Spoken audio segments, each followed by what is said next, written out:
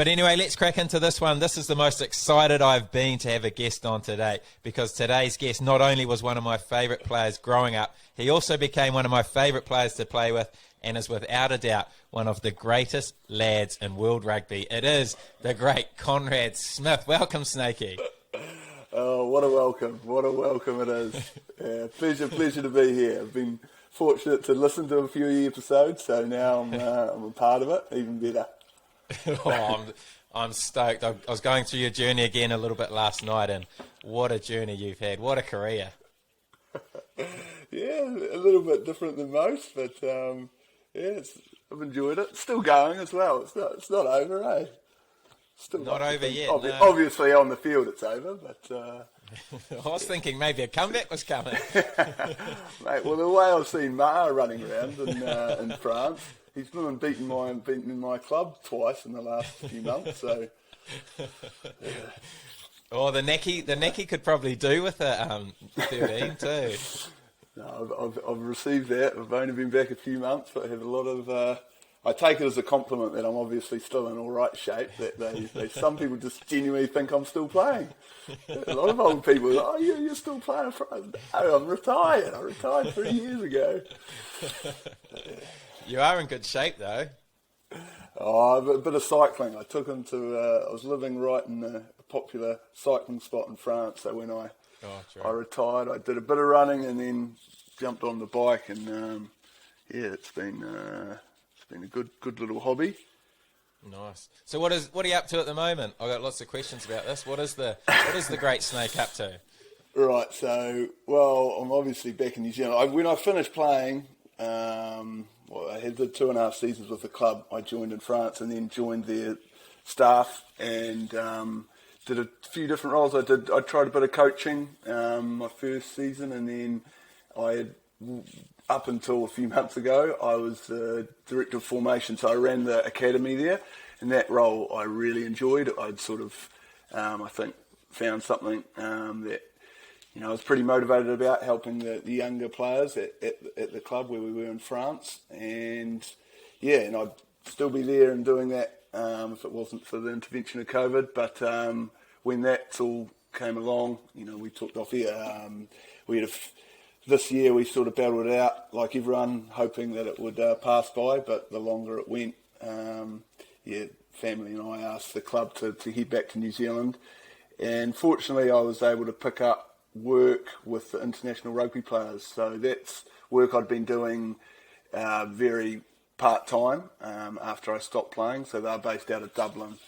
And I've just picked up more work with them. So I've come back to New Zealand and able to work 3 to 4. They've offered me even full-time work since they just work over Zoom, like most businesses do now. And that's keeping me busy back here in New Plymouth and working from home. And that's pretty. Have you found the transition from playing to the other side? Obviously, you're the sort of man who was never going to have an issue with finding work. But have you found the actual life? It's tough. Like, I think, and I suppose being involved in player associations, you do a lot of work and you talk to a lot of retired players, and so you're very aware of all the challenges around it. And everyone you talk to, like, no one does it easy. Like even the ones you sort of referred to me, or I've talked to people that I think, you just went straight into another career. How did you do it? But every retired player will say it's 2 or 3 years where you're just, ideally it's not like you're really struggling or anything, but it's just not the same. You're never going to find a career or a passion that suits you as much as rugby, or gets you out of bed as quickly as a rugby career does. So, I suppose I knew that going in, and so I suppose I just lowered expectations around, in terms of a career, I wasn't, I didn't want to be coaching a top 14 team straight away. I actually, looked forward to spending more time with the family, and started very much part-time, and that has suited me. And now it's been almost 3 years, and the work I'm doing now, or the work I was doing with the club, I enjoyed it, and now, it's a couple of months into sort of close to full time with the Players Association, and I really enjoy this stuff as well. So, yeah, it's getting better. So what do you actually do with the Players Association?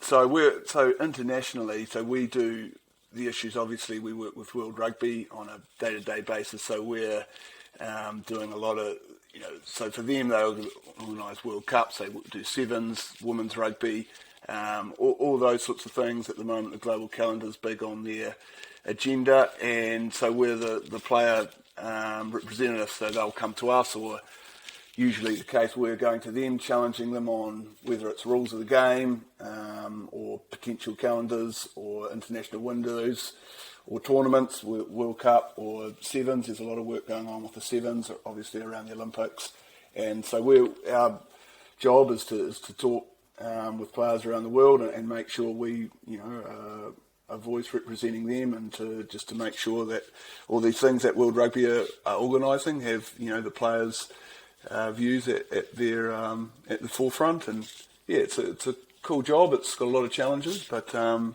feels like we're making a bit of headway. World Rugby seem to be talking to us and giving us a lot more time for our views, which is always good.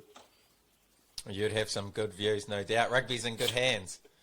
I don't know if I'd say that. No, it's look, man, when you spend some time here, one thing you realise how lucky we are in New Zealand, and so that's really my background, right? So I the whole time I was playing in New Zealand, I was with the New Zealand Players Association, and it's such a good relationship that the Players Association in New Zealand have with the NZRU, and you realise how useful that is, and how much that is really a reason that you see the performance of teams right through New Zealand, whether it's the All Blacks or age group or the women's game. I think a big part of that is the involvement of players and all the decision making, and that doesn't mean it's a friendly relationship at times, and you're seeing this even at the moment. There's differing views between players and the administrators, but I think that's good as long as there's a possibility there for that argument, or if it is an argument or a discussion to take place, because that just doesn't happen in other countries, and I think they miss out on it. Yeah, fair enough. And another thing is you've gone right off the radar, obviously. You've never had social media and things like that. Is there any reason behind your lack of social media, or being able to be reached by the public and your fans? No, honestly, I think, obviously I played through a time when I started it didn't exist, and then I suppose when it all came about, I was already someone that wasn't hugely comfortable with media presence. Like, I was happy to speak to media, and I saw it as part of the job, but it wasn't why I played the game. I loved rugby, and I was happy to do my bit in terms of media appearances and even sponsorship appearances, but it wasn't something I looked for. I didn't go out and seek extra endorsements or anything like that. Even though the opportunities did present themselves, I was always... So for me, social media was a bit like that, and I was a bit surprised, and I think I still am, the amount of players that do take to it. Like, I have absolutely no issue with the guys that do. And that's, but I don't think it's for everyone, and I see the harm, if you can call it that, or the damage or the pressure that it puts on a lot of guys. And I think the majority of them, like, they've made the decision because at the moment you just think it's that you have to, that everyone does it, so you sort of, but it suits your personality or it doesn't. And I just think there's a lot of people, and this probably extends beyond rugby, that they don't need to be on social media. Like, you don't have to be on social media. You can exist. Yeah. Life does go on without it. Like, I'm fine without it. Like, the odd thing I miss out on, and I'm like, did that really happen? Yeah. People will say to me, where have you been? You didn't know about this? I was like, But I mean, that would happen once a month, I think. And normally what I have missed out on isn't that really that important. It's, But so that was always my view, and sort of nothing's really changed that. I mean, I realise, like I said before, there's a lot of potential opportunities I've missed out on by not being on social media. But like I say, if that's what I need to do to my viewers, then if it's a sponsor's opportunity or some other work that I need to have social media, then that probably means it's not for me. So that's really been my view. Oh, so there'll be no dancing videos of you on TikTok coming out anytime soon? Well, obviously my kids are still young, so we're going to get to a stage where, my kids are, like I say, they might well join it, and I won't stop them joining it, but for me, like a parent, sometimes you have to join these things just to know what's going on. I don't want to be oblivious, so you never know. One day, hopefully it won't be for another 10 years, but I might pop up somewhere. Well, that's an interesting one. Have you got an age where you think it's appropriate for your kids to have social media? Wow, this is getting into okay. No, I don't, and I think like most parents, you sort of talk about this while they're young, and you just sort of prefer not to talk about it because you know it's going to come and you don't know what you're going to do. But I don't think you can have any set age in mind. But it's the same with phones, right? Like I don't know. At some stage, we're going to see the usefulness of my son having a phone. So when he finishes school or if he's going with friends, there's obviously a great benefit to these things, but the dangers or the risks that come with it. I just push that to one side at the moment. Fair enough, me too. Anyway, part of the podcast that I love doing is going back right to the start, hearing how all the guests grew up, and so what was it like for baby Snake? No, it was good. I was, had a great family who I'm still very close with. So I was born in Hawara, but I didn't last long there. My father was a policeman, so he moved us. Well, he was moved up to New Plymouth, and the family all went there, and that's where we've sort of.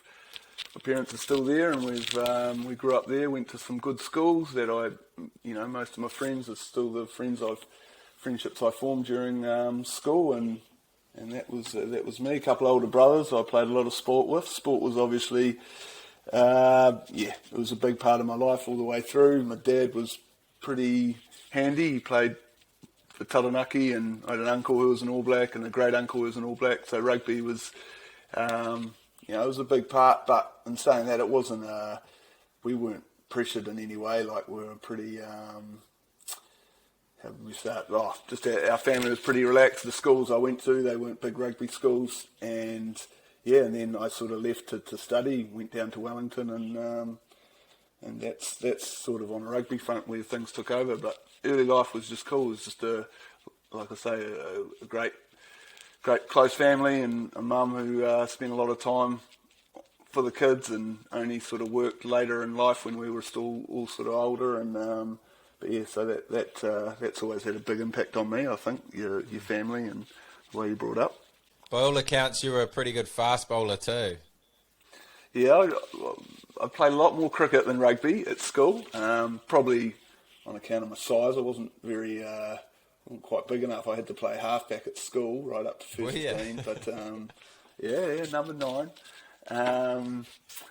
Box kicking was not my strength.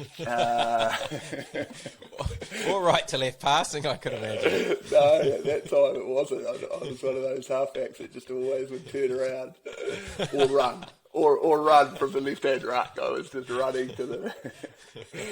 But no, in cricket was, representative-wise, was where I played a lot, and I actually broke down, as cricketers do when they're fast bowlers, so I still got a stress fracture in my back that if I have a backyard session that goes a little bit too long and I get a little bit too competitive, I still wake up in the morning, and worse than any rugby injury after 16 years of whatever it was, professional rugby, a few years as a young fast bowler left me with a worse injury. But no, that was that sort of put pay to the cricket, and I always loved rugby a little bit more. I think I'm just personality suited rugby, so cricket, even though it was advancing far, I don't think I would have lasted long. Just, they're pretty special cricketers.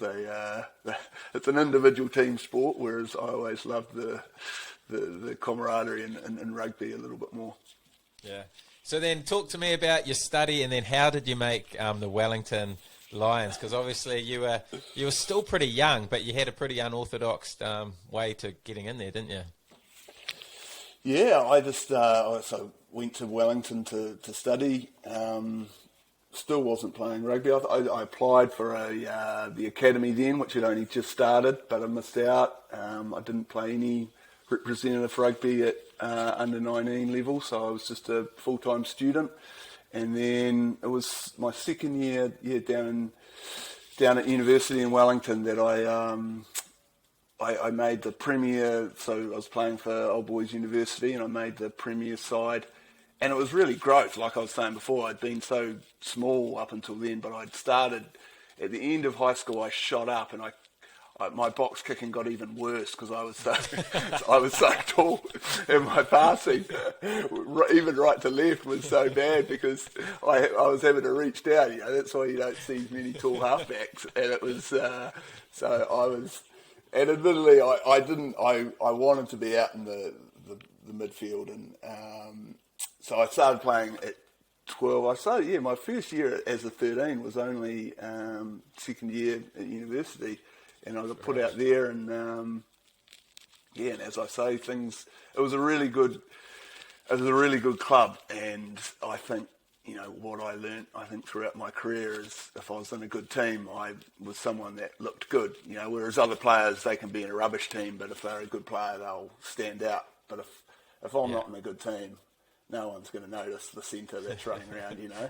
But our club was amazing in that, and with Super Rugby that time, a lot of them would come back and play half the club season. We had a back line of Spice, Tanavili for a while, Paul Steinmetz, Shannon Paku.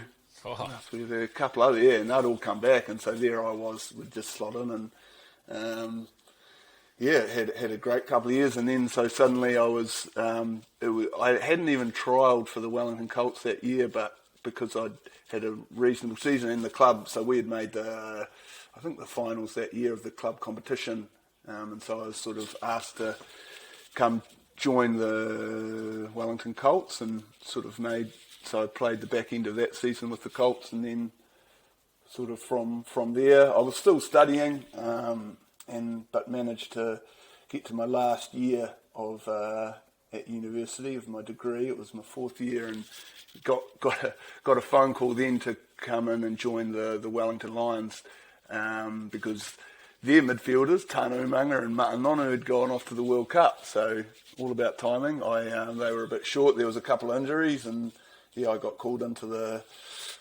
Lions, had a couple of games. We made the final, so again you start to look good. You get noticed. The team was playing well, and I was that end of that year I was in the Hurricanes. So from not even playing Wellington under 19s, I was then in the Hurricanes, and then played my first All Black game at the end of 2003. So from 2001 to 2003 was it all happened pretty fast. It's crazy, yeah. And did you break your leg somewhere in between there as well?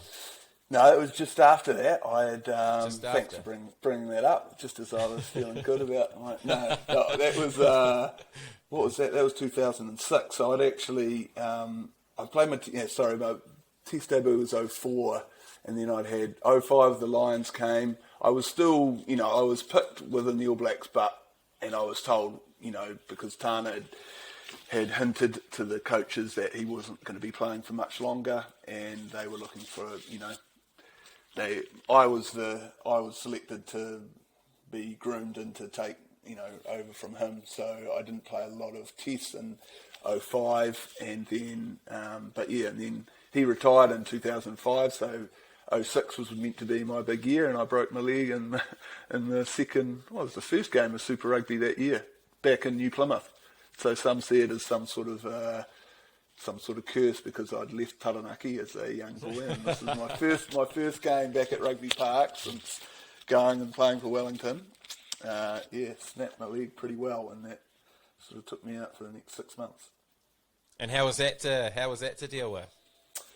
Yeah, it was tough. Like, it was good in that, well, I think, the fact that it happened when it was early in my career, and so you're still very motivated. I'd only just had a taste of the All Blacks, so I was, there was never a doubt in my mind I was going to get myself back, and, it just still had heaps to prove. I'd still only played a handful of games, even for the Hurricanes, so, yeah, it was, and you heal quicker, right, when you're young, and so it all went pretty well. I was sort of ahead of sort of the schedule in terms of my when I was coming back. I was sort of healed pretty quickly. The surgeons, like, it was a bad break, but very clean in terms of it was just right across the bone, so they were able to pin the tibia, and it healed really well, and that obviously helped in the recovery. But yeah, certainly it was, I think most players will tell you, the toughest time of your career is those injuries, particularly those big ones, just because you're all alone. Like,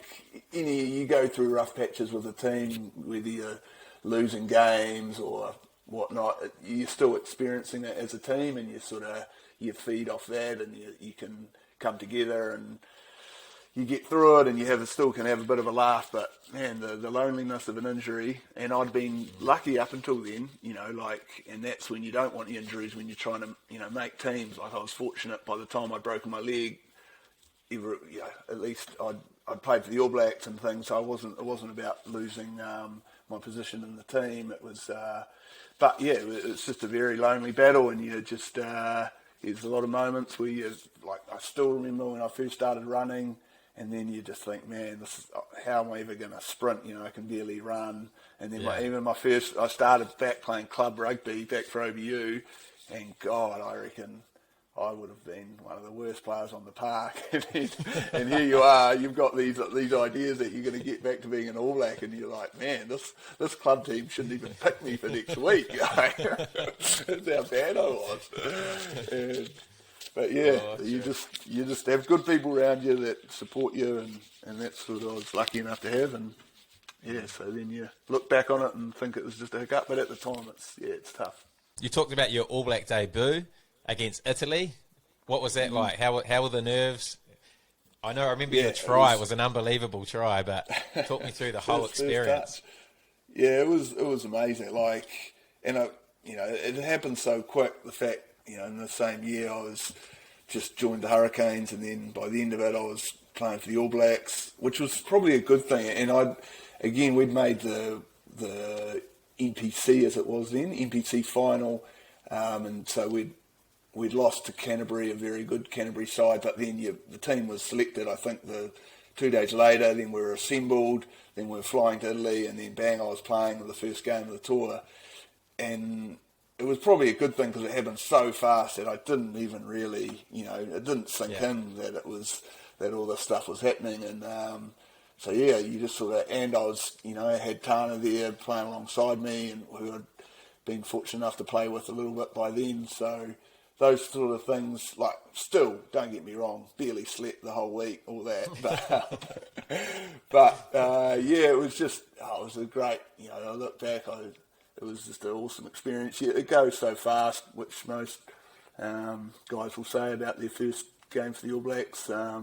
But yeah, and in a funny way, it meant a lot more because I had my two older brothers who I said I was very close with. They were living in London at the time, and because my selection and that happened in such a short window, they hadn't booked tickets or flights up until the team was named, and by that stage, like, it was sold out. There were no flights to get from London because all these Kiwis, want to get to the game. Yeah. So as I'm going to, but they're obviously trying like hell, and my brother, he has lots of issues with administrative problems. He realises his passport had expired as well at this time. So that all just added to it. So as I'm going to the game, I don't even know if my brothers are going to be there. Like, that's how sort of late it was getting. And then it turns out I walk off the field and there they are, they'd come down, and that was pretty awesome.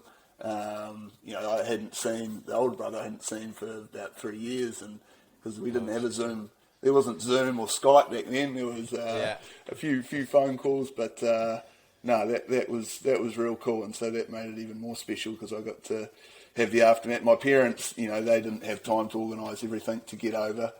They were the same. They didn't want to book flights to Rome, even though they thought I might get selected, but they didn't want to jinx it, so they couldn't be there. But my two bros were there, and yeah, it was an awesome day.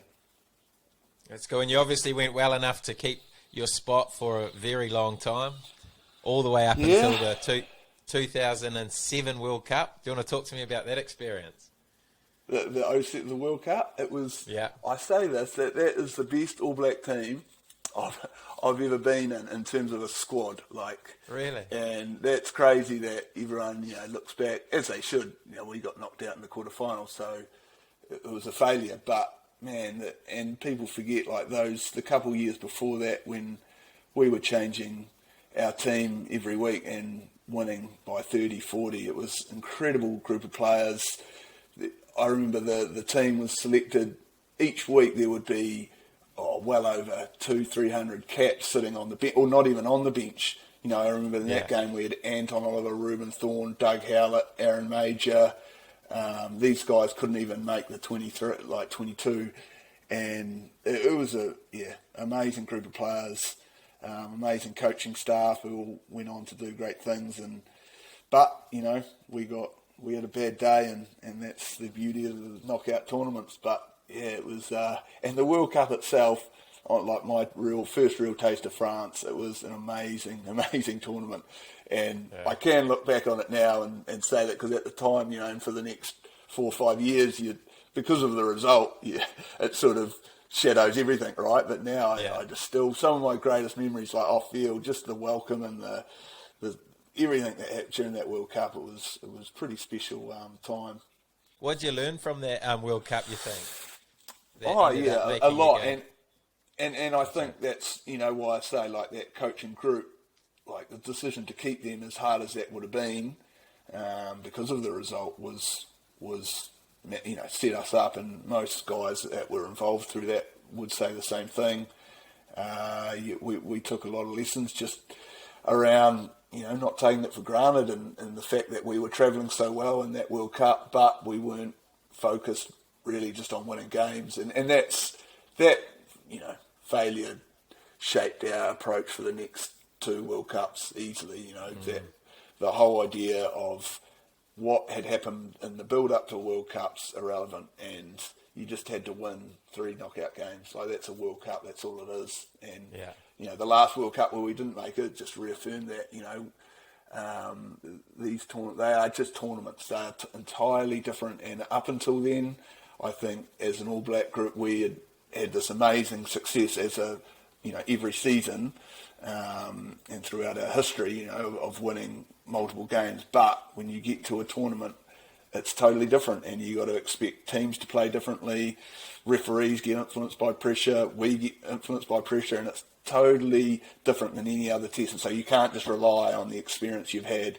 And even if you're trucking well and leading up to a World Cup, this is something entirely new, and that's what tripped us up at Cardiff, and it tripped us, the All Blacks, up at the last 5 World Cups. So I just think that was the one thing, and we took in from there on in, based on that experience. So then going to the 2011 World Cup at home, massive amounts of pressure. How did you guys handle that one? Well, pretty well up until the final, you'd say. It was a great, campaign, and we, like I said, we'd done so much work around just the mental side of the game and dealing with that pressure. And I think, we still enjoyed it, like, because it could have easily been a World Cup, because, like you say, the pressure was immense, but we didn't try to hide from it. Like, we based ourselves in the middle of Auckland City. We let guys go out, enjoy it. We involved ourselves as much as we could in all the stuff that was happening, and it was great. And I just think it was still, it was a tough tournament, wearing all that pressure, but I think we were still performing really, really well. And then we got to a final, and I've still haven't watched it properly, but I know by that stage we were just all about dealing with things we couldn't expect, like I was saying before, whether it was going to be referee decisions or opposition playing out of their skin, and that's what happened in the final. What I look back on is France being France, playing even a style of play that they'd never shown before, and with the intensity that they hadn't shown, losing to Tonga and losing to other team, and losing to us by 30 points in the first game of the tournament. Like, it was just a really difficult game to get ourselves up for, and never mind the injuries that we were facing, and the fact that we were looking back really on our last legs. We'd been so that semi-final against Australia was one of the 2 or 3 best games I'd played in my whole career. So, but I think that was because we were expecting to play Australia in the final, and that building up to that World Cup, they were a team that had beaten us obviously a couple of times, and we spent a lot of emotional energy in that game, I think. But hey, we got through a final where, and we had said there'll be games, and it happens every World Cup. The teams that win, there'll be games that you don't play your best, but you still got to find a way to win. And that happened in that final. Did you feel the pressure while you're out on the field, or is it more building up to it? Because like my experience, I never played at the All Black level, but I always felt the real pressure leading up to the game. But as soon as on the field, I was sweet. Yeah. Is the World Cup the same, or is it you're still feeling it while you're out there? No, it's the same. Like you ideally, yeah, that's something you feel Monday to Friday, and then. Yeah. By the time the game, I mean, sure, if it's too big and it can creep into like your subconscious, and then it can sort of cloud your judgment and cloud your performance on the field, and so that's when the pressure can have an effect. But yeah, like normally by the game time, certainly in terms of the crowd and things like that, most guys are able to. Well, you have to. You don't really get to that level if you can't shut that out and perform, but. Who knows? Like, there's still an impact that it does have subconsciously, and that's what I suppose we've talked about in the past. That pressure of like not, even though it wasn't a home World Cup, but an '07, and that pressure of having not won a World Cup for so long, because that was definitely a factor. And it was again obviously in 2011. But just the fact of talking about it, I think is always the best. Like, as soon as you just be straight up and say, look, this is an issue, how are we going to deal with it? And then, then you just turn it on its head, and suddenly you try to use it as something to motivate you. And that's, by the time of game time, you're trying to use that pressure to motivate you, and that's generally the best way to deal with it. Like that. And then obviously the following World Cup, 2015, you'd won the previous World Cup. So was the pressure a lot less? Did you feel like there's a little bit of weight off your shoulders? Yeah, a little bit, and I suppose, because that's what a lot of people, I suppose, thought and feel. But I think even after 2011, we were quick to keep putting pressure on ourselves to perform, because I think we felt like All Blacks obviously hadn't won World Cups up until then, but the reason we were still considered the best team in the world was like every Test match for an All Black, even if it's not a World Cup final, we want to win, and I know for me. It was slightly annoying that so many people, and they still do, place such reliance on the World Cup as defining you as a good team, whereas for 20 years, All Blacks didn't win a World Cup, but we were still, you ask most people, we were considered the team to beat in the world. So we wanted that, just because we won a World Cup, now's the time to prove we really are by just continuing that. That's why for me, that period was really important, and we only performed so well because we put a lot of pressure on ourselves. And 15, it was the same. We had a group of guys, obviously, that were all leaving, and we just really wanted to win. So I just think the pressure on ourselves, like you say, there was no doubt the external pressure wasn't the same, but internally, I think we wanted to win that one almost even more, just to make a statement, before obviously a few of us left, but also just to cap off that sort of 4 years that we'd had since the last one, where we'd had a good amount of success and been a pretty strong group. Yeah, well, my memory of that 2015 team was that it was the most stacked All Black team in probably history, but you saying that 2007 team would beat them, aren't you? Well, I just, and again, that's me, like, as a player, because in 2007 everyone was, I was looking up to all these guys, whereas I'm one of the old guys. Now, so I can't now say you're that the about goat. 15. So it was just for me in '07. Like there was, but I still would say that taken as a squad, like a 30-man squad, I don't know. You could do the stats, but I'm sure there'd be more caps in that team in '07, and there'd be more All Black wins, and there'd be probably more super titles. I don't know, but it just felt like an incredible team because leading into that, a lot of guys had come back. It was just a different, whereas there was a lot of youth, but no doubt that, I mean, the 15 team that, we went through that World Cup, it was incredible, the talent in that side, and other people will say, look, we won a World Cup, the team in '07 got knocked out in the quarters, so there's never going to be a debate as to who's the best team, but I just think it's interesting when you look at the actual squad. I don't think there'd be much between them. Yeah, but it was obviously a fairy tale way to finish your international rugby career, going out with another World Cup, apart from one little moment which still breaks me, and I want to know the reason behind it, the early final sub. What the heck happened? Injured, surely. Well, no, you'll have to ask Steve Hansen and Ian Foster. No, look, up until then, they'd talked to us about being a three, with Sonny playing so well, the three of us, he had changed us in and out all the games, and he said, look, it's just going to be, it'll be my hunch as the way the game progresses. If he felt like a team was ready to break, he liked the idea of Sonny coming on.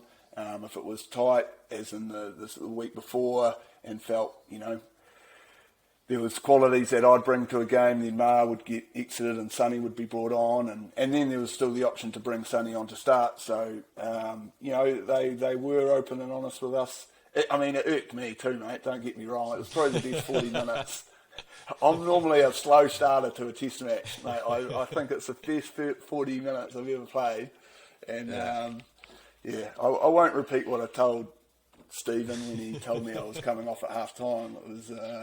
But look, man, you can't question him, and now and even after, like I'll joke with Steve about it now because that's the way he coaches, and he says it himself. He's a punter. He loves his horses, and that was the way he sort of coached sometimes. And he just felt that Sonny was going to do something, and look, they did. They sort of broke the game open, the two of them. So. Yeah, it was a little bit strange because I'd never been subbed off ever after 40 minutes, and here it was in the World Cup final. But you soon learn to bury those personal things and soak up. Could have been a lot worse. I mean, there was mates afterwards. I sat down next to Tony Woodcock, and he'd pulled his hammy and missed the back part of that tournament, and he's played a lot more tests than me, and so that's just footy, and you just have to find. Get over those things. So what were you like on the bench? What, during that last half? Yeah. No, I was still, man, I was into it to when I sat next to Gilbert Anoka, who was on the mic, and I kept involved as much as I could be, and I was worried, especially the way the game sort of did pan out, and part of me was thinking, especially when Ben got sin-binned, if you remember, Ben Smith got sin-binned, and I think that's when even Steve would say you'd want me back on the field because I think we lacked a little bit in work rate, and obviously we were down a man. So that was, if we'd lost from there, mate, I wouldn't be talking to you. I think I'd still be hiding out somewhere. And but again, that was just for the team. So I was, but look, the guys got home, and so we didn't need to go down that path. And how were the celebrations? Yeah, they were good. They were probably, like I was saying, like the World Cups are tough. Like that's your longest year ever together in your career and as a camp. And like we said before, the pressure. And even though we weren't in New Zealand, there was still a lot of pressure there was a lot of Kiwis over there following you, supporting you. It was awesome to support coming across from New Zealand as well.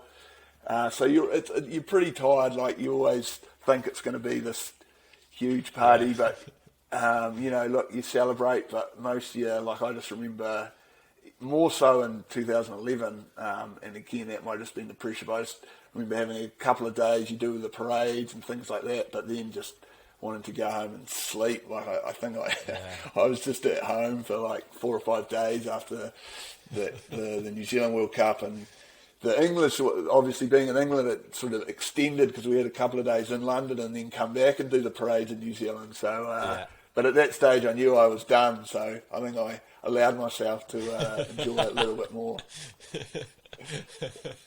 Oh, good times. And one part of your career that we haven't even touched on yet, and probably my favourite part of your career, you are a Hurricane legend, absolute legend, the greatest Hurricane of all time. How was that career? Any standouts for you? For sure. I think even like alongside the great things, I experienced with the All Blacks, I think 2012 with the Hurricanes is always, I don't know, probably my most enjoyable season. And for those, a lot of people sort of forget it, and I think that's why I enjoyed it even more. But, we had been, in 2011, lost a lot of key players. So, I was elevated to captain. We were a side under a huge amount of pressure. We weren't expected to win a game. We'd been absolutely slated in every piece of media, for the coming season. And Mark was under a massive amount of pressures, obviously with Ma and Andrew leaving, which he had a part to do with, but then on the back of that, Namir and Pity and Jose, and there'd be 3 or 4.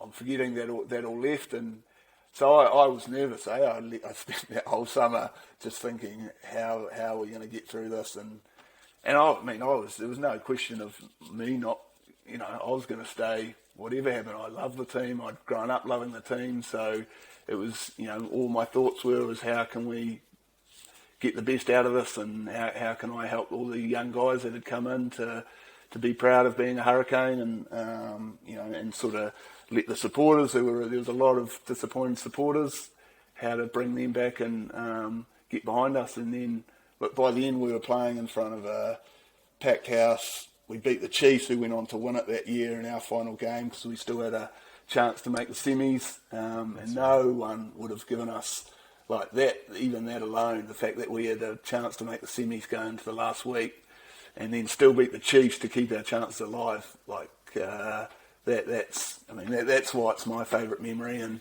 I'd managed to play through it all and see some young TJ Perenara and Bodie Barrett and Jimmy Marshall come to the fore, and it was a great year. It's still, like I say, one of my favourite times. And one of my favourite memories, I was watching obviously, but you scored the absolute, one of my favourite tries, 80-something minutes against the Blues. Talk me through that one. The Blues. Yeah, well, it was again, the Blues were highly favoured that year, and we went up. Eden Park, there's something special about that place. I've easily played my best rugby at Eden Park. I'd like to say I'm still Westpac, or whatever it's called now. Wellington Stadium's my favourite to go to, but something about Eden Park brought something out of me, and there we were, and with a sniff of winning that right at the end, and Bodie makes a break, and I run it in, and I don't know, it was something about that year. We had a bit of luck, don't get me wrong, but we were beating all these Kiwi teams, and that's what I just love so much. So it was a lot of passion. Obviously, it came out in the way I used to celebrate sometimes, but it was only passionate because there was a lot of hurt that had gone on along, before that. I run it in. That's the most humble answer to your try. Oh, you showed speed, fitness, got under the post, mate. It was the 80th minute. If ever I'm going to win a sprint, it's going to be the 80th minute. If it was in the first, I'd be looking for a winger straight away. Cracker. And you talked about becoming captain. How did you feel with that responsibility? I loved it. Like, by the end, I loved it. It motivated me. I think you look at a lot of other All Blacks, and look, we talk about this, but when you're playing a lot of tests, Super Rugby, you'd never say it's a chore, but it can challenge a lot of guys. I don't think that's anything too controversial, me saying that. But for me, playing for the Hurricanes and then having that captaincy in my last 4 seasons, I loved it, and I never even... It was never one or the other, you know. There was never... Obviously, the All Blacks, it was an added motivation, but playing for the Hurricanes... It was huge for me, and being captain was something I loved and kept that motivation right to the end. I was a reluctant leader in terms of, you know, and I'm just like that naturally. You know, my first 4 years probably with the team, I hardly said a word, and you know, and so it sort of took a bit of prompting before being made captain. But you know, and even with the All Black leadership group, like I was very almost reluctant to take that sort of responsibility, but some people are like that, and you just need to push. And then after that, I loved it, and it was something that I looked back on and made it particularly enjoyable while I was captain and able to help out all the younger guys. And a massive help you were. And then one moment that comes up a lot throughout this podcast is a big moment in a lot of Hurricanes' career, the 2015 final. Talk me through your experience of that big final. Yeah, it was tough. It was probably the toughest loss to deal with I had. I will say though, like, you know, looking back on it now, it was... and I suppose even within 4 or 5 months, like it was, and like we've talked about before, like finals footy, it's fine lines, like fine margins. And I look back at that game, and it could have easily gone the other way. Like I don't regret the way, you know, there were some things we could have done differently a little bit with our approach, but we played. You know, all I was worried about going into that final was that we might have gone into our shells. If anything, we did the absolute opposite, and to be fair to us, that sort of done so well for us. You know, we'd finished top of the ladder by just playing. We were running back kickoffs the majority of the time. We were attacking teams, always thinking attacking, and it was what I loved. And it brought the best out in us, and that's how we were winning. So I think in hindsight we needed just to taper down on that a little bit, because the Highlanders... They threw everything back, you know, and it would just turn into this rather entertaining, almost unfinal-like game. And look, and then it just comes down to a couple of key moments and even calls that go against you, like what happens in sport. In the same way I talk about the 2011 World Cup, you know, against France. And that's a game we could have lost. Like we talk all the time now about, you know, we're a great team and we're prepared so well. The fact of the matter is, like, they had a penalty kick with, 10 minutes to win. That had gone over. History's totally different, you know. And as much as you like to say, it's because of our preparation, I don't think you can always say that. And so we could have lost that game, but we could have easily won that final. I honestly think that if we played it 10 times, I still think we would probably win it 6 or 7 times.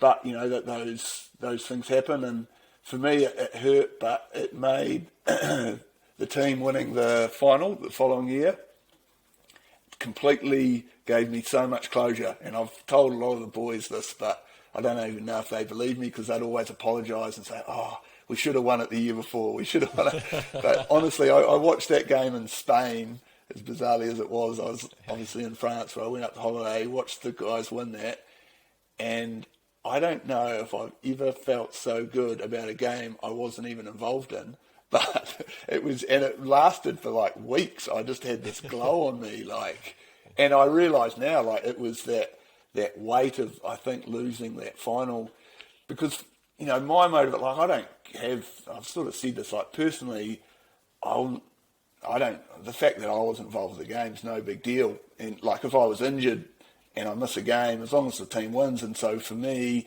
like my last 4 years, particularly as captain with the Hurricanes, I just wanted us to be respected, you know, and I just wanted us to be seen as a great team. And the easiest way to do that is to win the thing.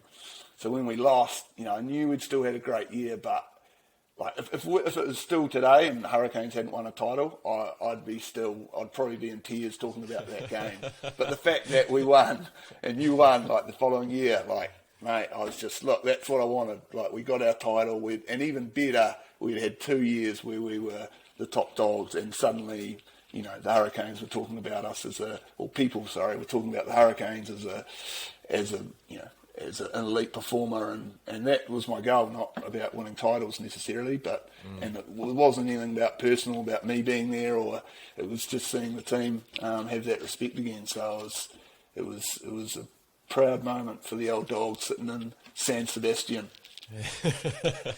Did you see that win coming? Obviously, the squad lost a lot of leaders, you, Ma'a, and a few others that I can't quite remember, but did you think the following year they were still going to be able to do that?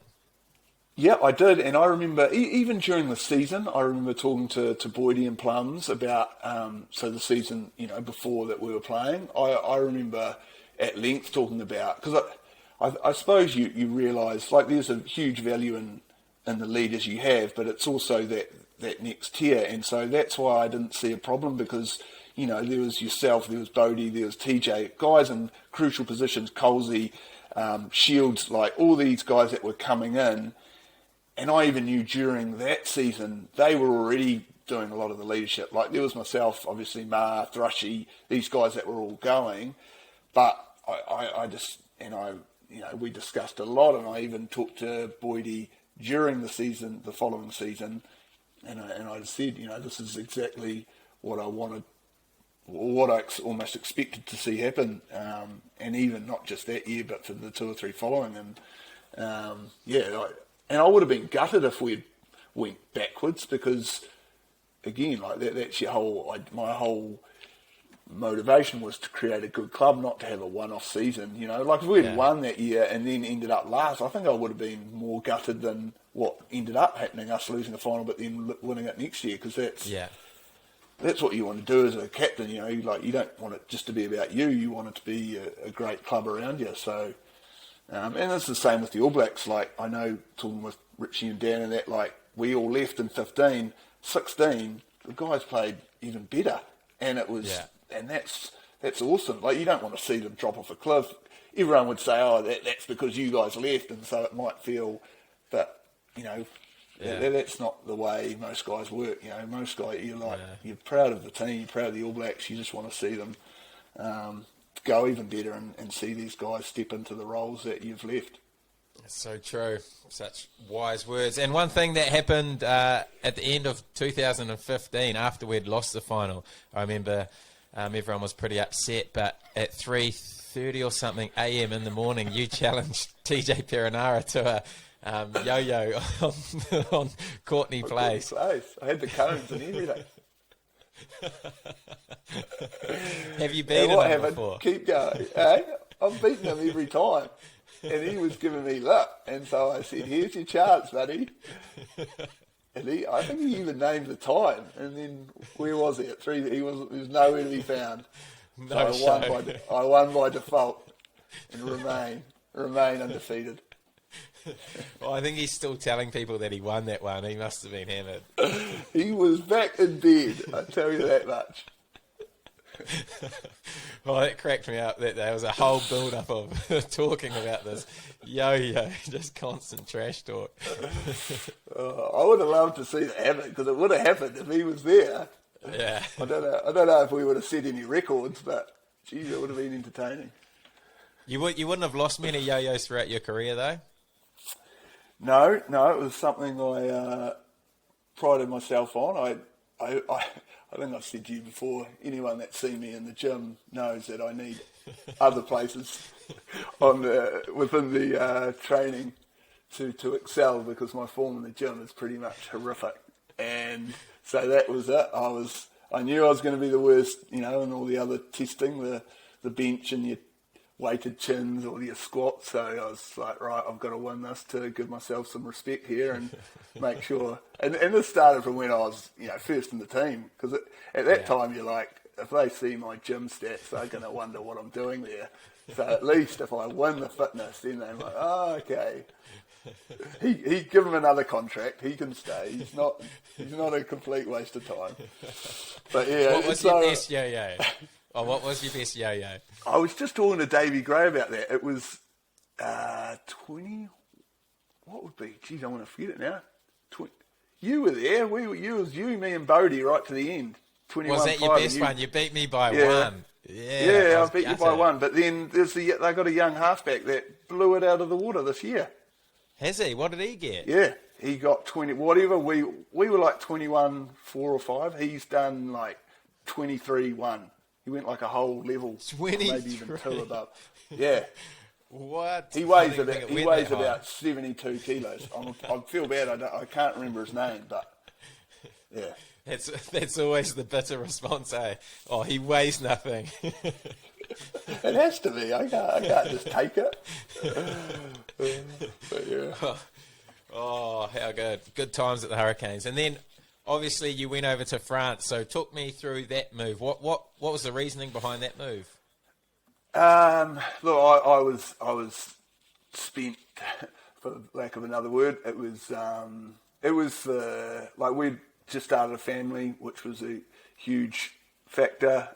So the time away, just with Super Rugby as it was then, with the trips to South Africa and Australia, and then being involved, heavily with the All Blacks, and all the time away. It was 3 in a World Cup year. It was 4 months, and it was just sapping my enjoyment. And I never wanted, when you talk about playing for the All Blacks, I never ever wanted to feel like I didn't want to be there, or even a part of me not, missing home, because then, if that's going to affect your performance, and you want to be giving your all for your country, and it's it was actually, I suppose it started in 2014, and then I just knew by 15 it was, and it was, obviously the World Cup the timing was good, but it wasn't really even that. Like if that was in the middle of World Cups, I still would have gone then.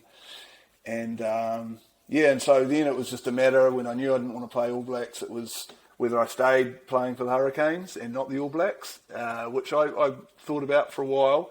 But it was, again, I just didn't know how that would work. And obviously I'd talked to Tana because he'd done that, and he was pretty good in telling me that it's in its own way, it's a bit of a battle. And so I looked overseas, which I hadn't done at all in my career, and it was going to be a family decision. And I talked to Lee, my wife, and we liked the idea of the language, so it was pretty much, I told an agent we needed to be in France or Italy. I wanted a Kiwi coach or someone that I could trust, and that they weren't going to tune me out every week, because I was obviously 34 by then, and it needed to be like, we didn't want to go to Paris or a big city. We were obviously Wellington. We were both from New Plymouth, so.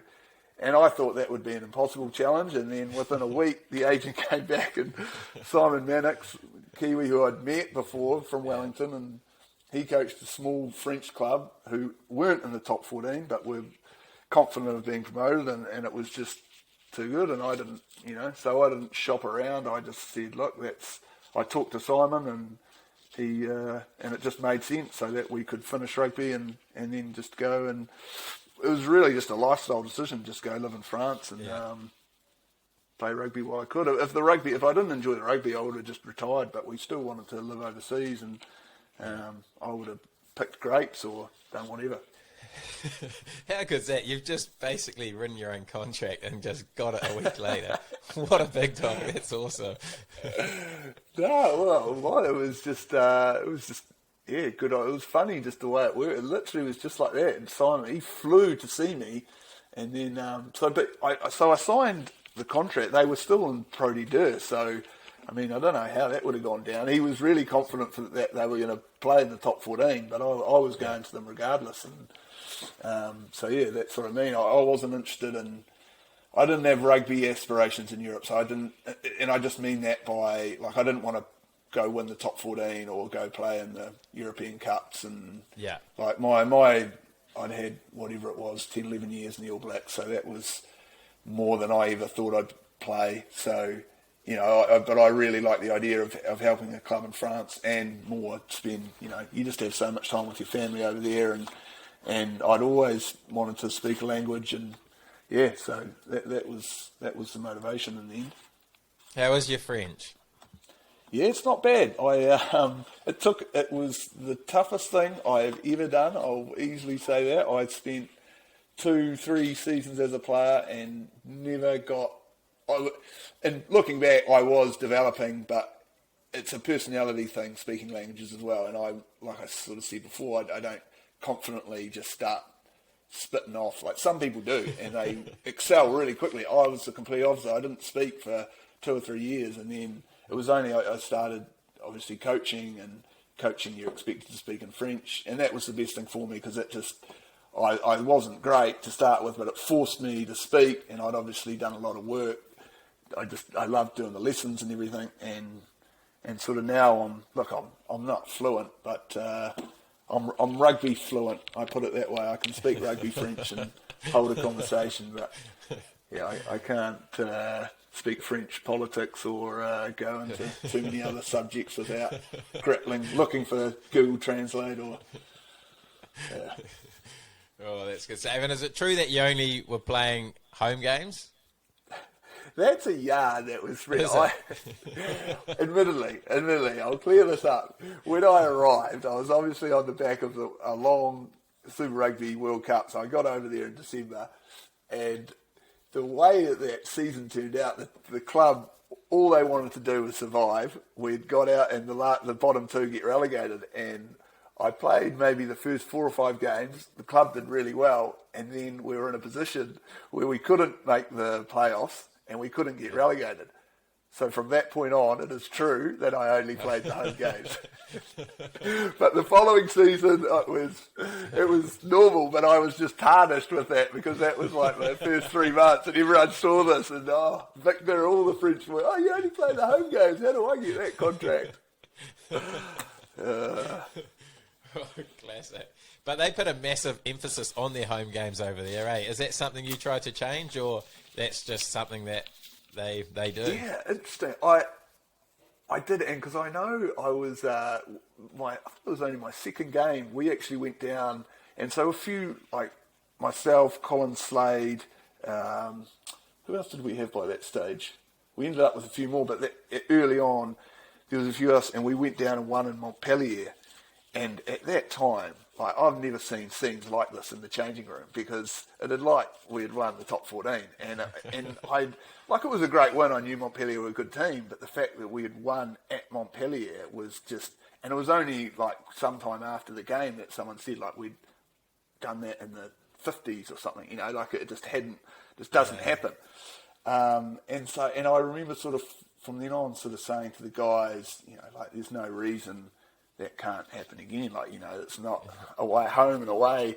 But it's funny how it changes you. Like, by the end, you just understand the passion that comes with a home game in terms of the support. Like, that's why. Like, the support is amazing at these home these home fixtures. Like, the crowds, and it's a day of entertainment. Like, they are there from 2 hours before kick-off, and the whole community, like, it's their event, and there's business going on and they're around the outside, and it's a family atmosphere, and it's just all. So if you were to come and as an away team win, you are like spoiling the party, and it's and I think that sort of almost influences the psyche of teams. But no, I try to change it, but what's changed it the most is COVID, because this year away teams are obviously with no crowds. Yeah. It's just and they've already set records for the amount of away wins in the top 14. There's still 10 rounds to go, and I actually think post COVID, like surely teams are going to realise like it's actually just a crowd, like it's. But they influence referee decisions. There is no doubt about that, and I'm not blaming referees for that because these crowds are that hostile. If I was refereeing, I'd be turning decisions as well because they are. The noise they can produce, and the stadiums are so close. I almost agree with them sometimes, and I see the calls blatantly wrong against me, but I'm like, yeah, mate, I can understand. I wouldn't make that call either. How does New Zealand replicate that? I don't know. And it's not to say that, the New Zealand rugby is amazing, like the product I'm talking about, like what we play, and you're talking about population base, right? Like it's just not the same. These are all in big cities, where they get the crowds and they don't have the same amount of rugby, and so like that's going to be hard to replicate. I think there is a lot of work that can be done just around the package of rugby rather than just being going to watch a game. Like I think you can involve the families, the communities a little bit more, but I know there's lots of people looking at that, and it's just always going to be a cultural challenge, I think. So I don't know. I can't give you a straightforward answer. I'd love to know it, because I think there's just as much passion in New Zealand. It's just comes out in different ways.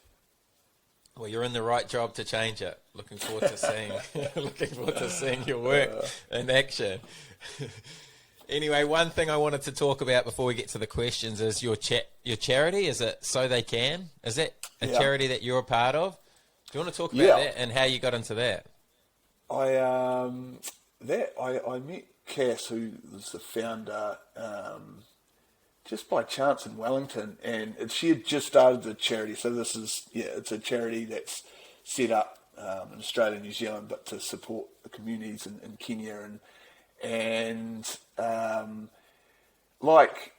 when you get to an All Black in a position where you can influence people over things like this, she was keen, but you get approached a lot, all right? That's what I'm trying to say about different charities, different things to the support, but she was really passionate, and it appealed to me because it was very small. It related to her. She had personally been over into the community and seen what they needed, and her motivation was all about schooling and education, because if you just keep throwing money at these communities, then it's too big a problem. But if you can actually put it towards education and let them actually find their own solutions, it makes sense, right? And so that sort of appealed to me, and I just sort of said, like, I'd love to actually, if I was going to support a charity, I'd be involved. I didn't just want to be a spokesman without seeing what they did. And then she sort of like called me out on it and said, well, go on then, here's this is where they are, this is what they do. And at that stage, my wife and I were planning a trip, and we were thinking about going through Africa. So that sort of started, and then so we went there and we spent a week in Kenya in a little hut that had no power and water, and it was part of a 3-month trip. This was after the 11 World Cup actually, and it was eye-opening. And the first 2 days, I think if you had offered us a chance to leave, we probably would have taken it. But by the end, it was and still is, like, it was the best part of that whole trip. And so we had a week there, and we saw that so by this stage they had just started the school, the charity, so set up a school, and they had volunteers. They only had 2 classrooms, and the plan was they would help the school become self-sufficient, and if they did that, they'd build another classroom. So it was the whole idea of them helping themselves, not just a Western charity giving them money. And now it's like, so what's that, 10 years ago, it's now a full school. It's got another one, it's got a teachers' college, because they realised part of the challenge, you need good teachers as well. And it's just gone further and further, and we went back again 2 years after. We now have kids, so it's actually really hard because there's a lot of immunisations and things to get there. So I've sort of felt bad that I haven't been able to be involved as much in the last few years. But they're still doing great things, and I try and help out where I can, which has been a bit of a challenge in France. But now that I'm back, I'm getting involved again and seeing them keep doing the good work they do.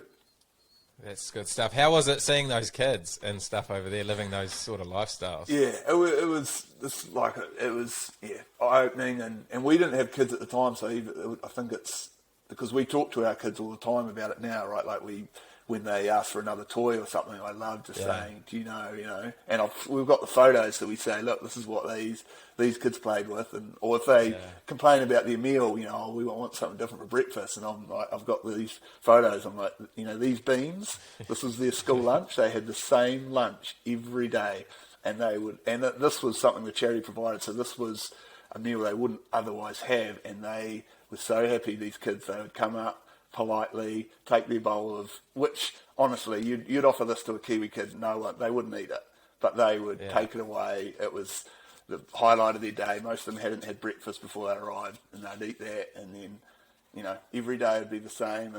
But so I'm no teacher, but we wanted to help out at the class, so we had a rugby ball, and most of them didn't know rugby either, but the enjoyment, like kids are kids, it's the coolest part.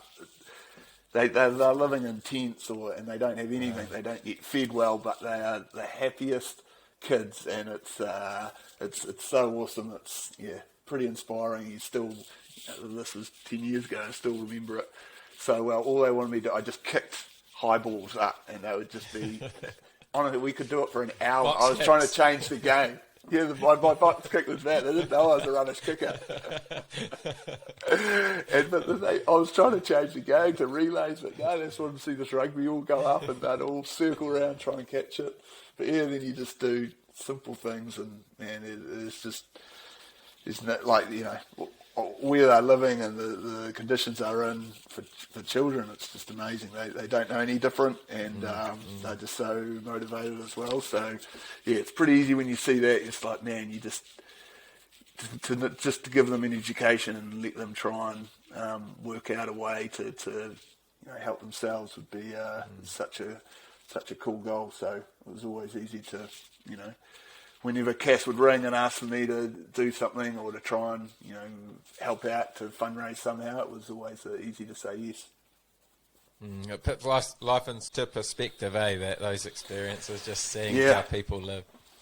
Yeah, and we can't wait to take our kids, because I just think, for it was amazing for us, but to take, even my son, like I say, it's one thing to show him photos, but I just know it would be such a experience to see what their schools are like. Like it's a great school, but by New Zealand standards, it's it wouldn't be a school. It would be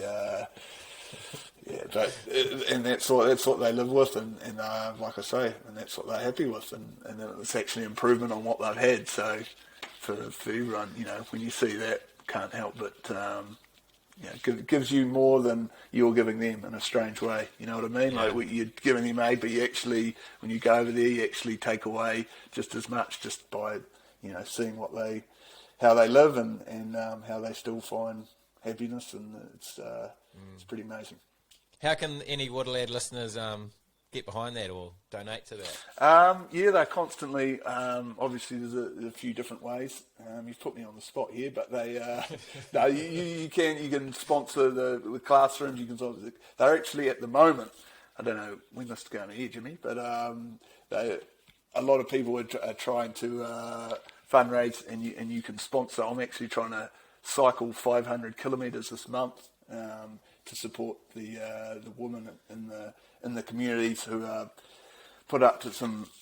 They have pretty nasty living standards without going too much into it, and so there's a whole host of ambassadors that have given themselves challenges and are trying to get sponsorship. So you can even sponsor me if you really, really want. But there we go. That's probably the perfect situation to get started. Well, send me a link and I'll post it, because I know you're not on social media, so it's going to be hard for you to get money. I know. And I'll be leading the chain, so that'll be good. Only my family's donated to my cause, so I need to spread the word a bit wider. Fair enough. So, well, as always, we've gone to our Instagram for some questions, and when you get one of the greatest players of all time to come on, the questions come rolling in. I will just choose a few, as your time is very precious. When did Snakey realise he was one half of one of the world's greatest centre partnerships? Good question. I get asked about it a bit. I think Matt, I would say the same, that like we started both like competing for the same spot, so it wasn't like we were a well partnership from the get-go. We were, we got on well, but we had obviously different backgrounds, and we were, like I say, competitors, and I think actually that part of it's just the fact that we're individually motivated sort of, got us halfway to where we ended up, because we both wanted to play. It took us a long time. He was in and out of the All Black side, sort of as a utility, and then a winger, a centre, 12. I had injury issues, and leading up to really after 2007, because 2008 was the first time, even though we'd been together for 4 or 5 years, that we played together in the midfield.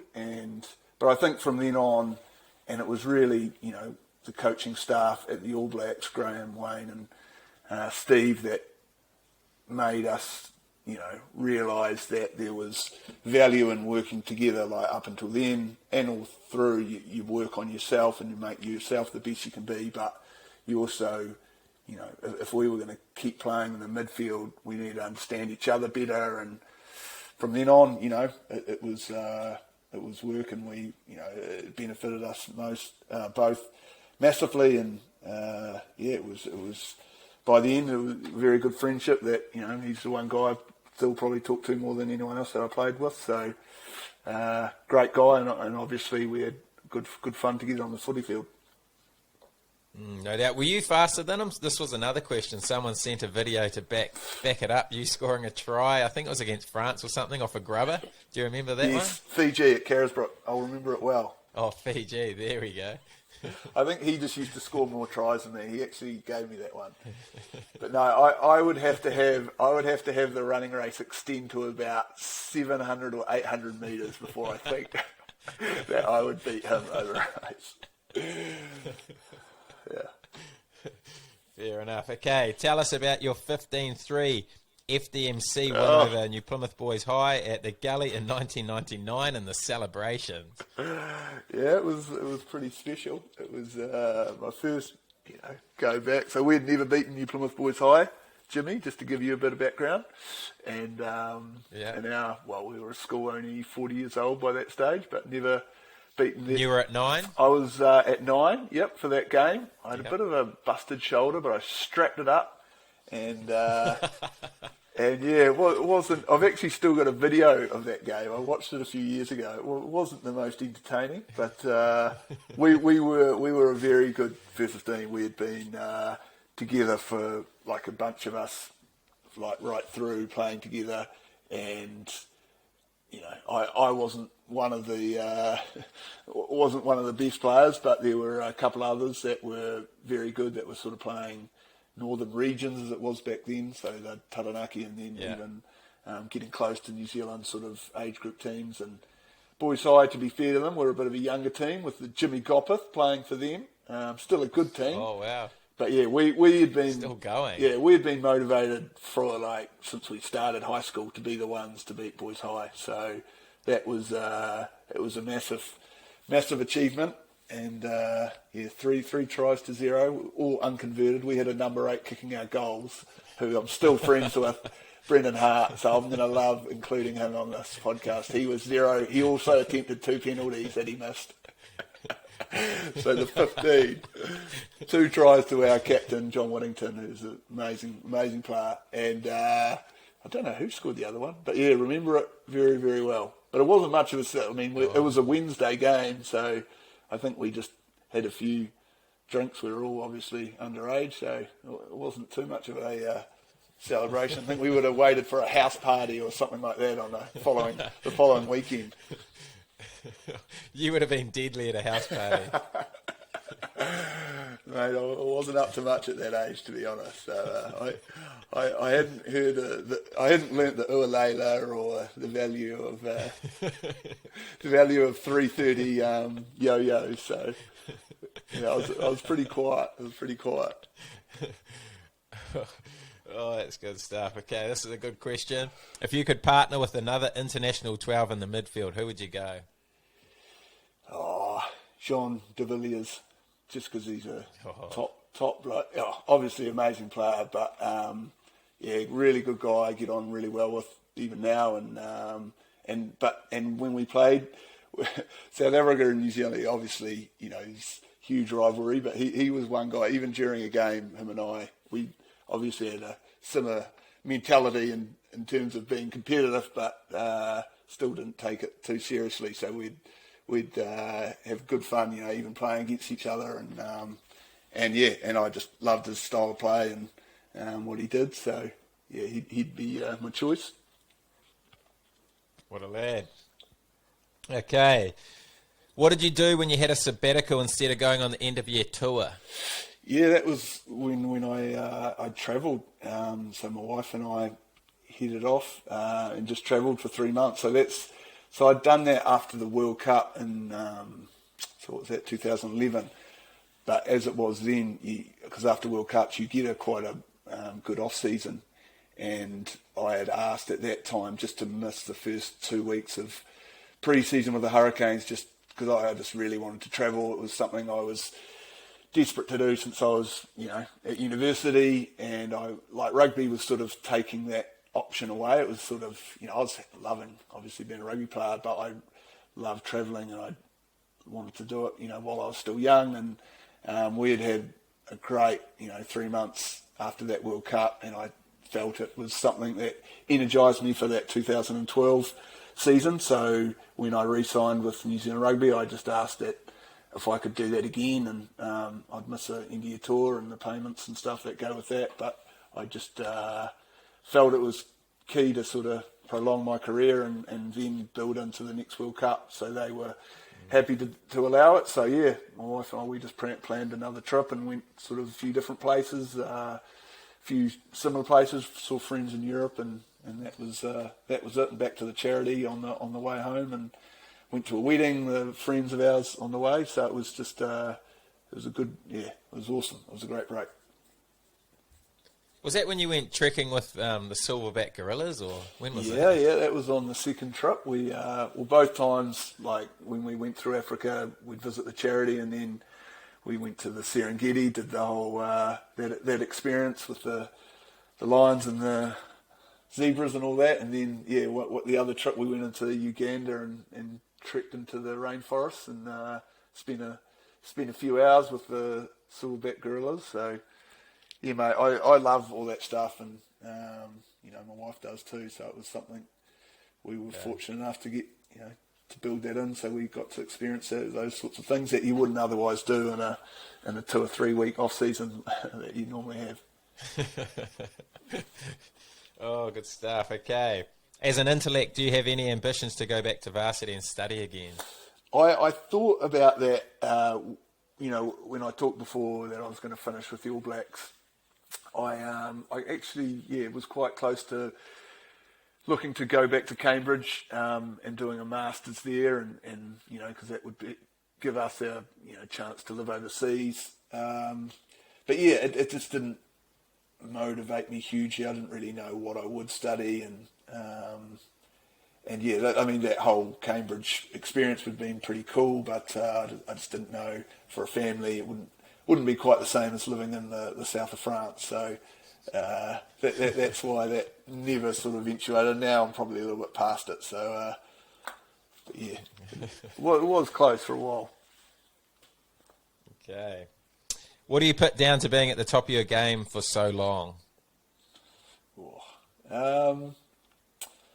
I just, I think it's not just in rugby, but your personality, and more than anything, just your attention to detail and your competitiveness. I know that's probably the things that keep you motivated. Like I was never relaxed as an All Black.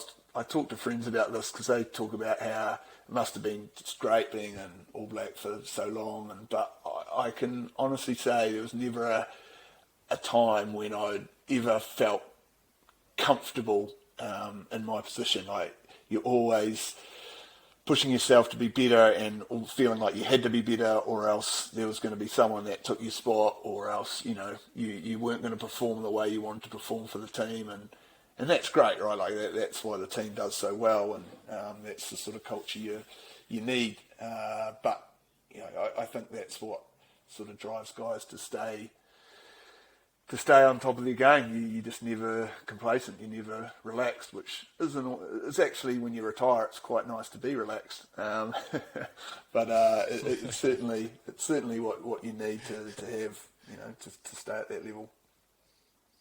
Oh, good answer. Okay. What is your best memory as the OBU Billy Goat? Oh, a lot. To be fair, it would be the social side, which don't know if I should say, but I was being a student then, meeting that club. I didn't know what club, so I was down to Wellington. Obviously wanted to play rugby. Didn't really know what club, but the logical thing was to play for the varsity, and met great bunch of guys. Obviously, guys I mentioned before were great rugby players, some super players, and like Spicy and Paku, but just the attitude towards rugby and that team was just so good in terms of students. We played great rugby. We enjoyed ourselves off the field, and we're friends. And I caught up with Spicy just 2 days ago. He's still a good mate, and it was just good fun. And that's what maybe, I don't know. At the moment, there's a lot of talk about the community game and people not playing rugby as long as they should, and not motivated to play for their clubs. But for me, man, I didn't need to play for the Hurricanes at the end. I was going to turn up every week just to play club rugby, just because it was fun. It was all about winning, but it was a social group that we were my best bunch of mates. Outside of, like, I had my uni crew, but this is with my the rugby club, and it was what provided a lot of fun. And I just think for me that there was never a question of that I would stop playing rugby, because I had such a good team that I was playing with. How good. Okay. Is it true your mum made you cut your hair before your All Black debut? No, I don't think there was much truth to that. I think that would have been my own decision. I don't know. I had some outrageous hairdo, so I think anyone that would have seen the range of haircuts would know my mum didn't have much say in the hairdo I was rolling around with. Okay, next question. Who's the best centre in the world at the moment? Who do I say here? Well, I get asked about. I'm a Jack Goodhue fan in New Zealand. I think he's a brilliant player, and I think he should start 13. But I won't get any more controversial than that. Outside of that, around the traps, Slade's pretty handy in England. Jonathan Davies, when he's fit and playing for Wales, I was playing him. He would be the best at the moment, just as experienced as he is, and as good as he is. He's an outstanding player. He's had a lot of injuries in recent years, but he's class. Good stuff. Okay, this one might be controversial for some listeners, but who was fitter, you or Richie McCaw? Running fitness. Running fitness. Well, I said again the value of weight. McCaw was carrying another 10 or so kilos on me, so he could run all day, but in a fitness test I would beat him, as would a couple other backs as well. He would always win in the forwards, though. He was the fittest forward, but if you're judging fitness just by those sort of numbers, then I've got him. What about a coast to coast or something? Yeah, well, at the moment he'd be in his own element. I'm trying to hold down a bit more of a job than him to have the time to do those sorts of things. But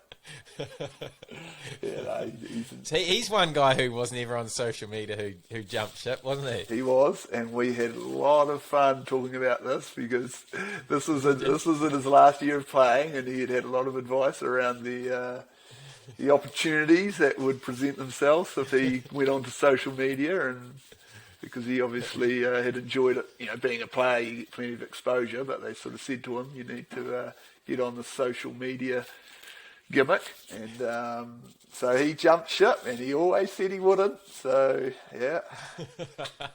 was the only one. I was the only one by the end Even that the was great crumble. Oh yeah, I was holding strong. Oh, that's good.